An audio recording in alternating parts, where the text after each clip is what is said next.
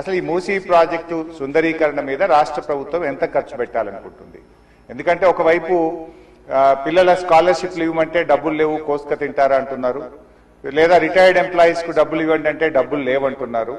మూసీ సుందరీకరణ మీద 1,00,000 కోట్ల 1,50,000 కోట్ల ఎంత ఖర్చు పెడతామనుకుంటుంది ప్రభుత్వం? సూటిగా సమాధానం చెప్పండి. ఇప్పటి వరకు మూసీ సుందరీకరణలో ఎన్ని నివాసాలు కూల్చివేశారు? ఆ కూల్చివేసిన నివాసాలకు 2013 భూసేకరణ చట్టం కింద పాత ఇండ్లకు కంపెన్సేషన్ ఇచ్చారా? వేజ్ లాస్ ఇచ్చారా? లేదా సింపుల్ గా కేసీఆర్ గారు కట్టిన డబుల్ బెడ్రూమ్ ఇళ్లలో అసైన్మెంట్ చేసి పంపారా? 2013 భూసేకరణ చట్టం ప్రకారంగా 14.5 లక్షల రూపాయల డబ్బు ఇవ్వాలి వాళ్లకు.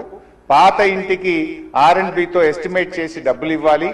అదేవిధంగా సెలబుల్ రైట్స్ తో కూడినటువంటి 200 గజాల స్థలంలో కట్టిన ఇల్లు ఇవ్వాలి. ఆ రకంగా ఇచ్చారా? ఇవ్వలేదా? ఇస్తే ఎప్పట్లోకి ఇస్తారు? ఎన్ని నివాసాలు కూల్చారు?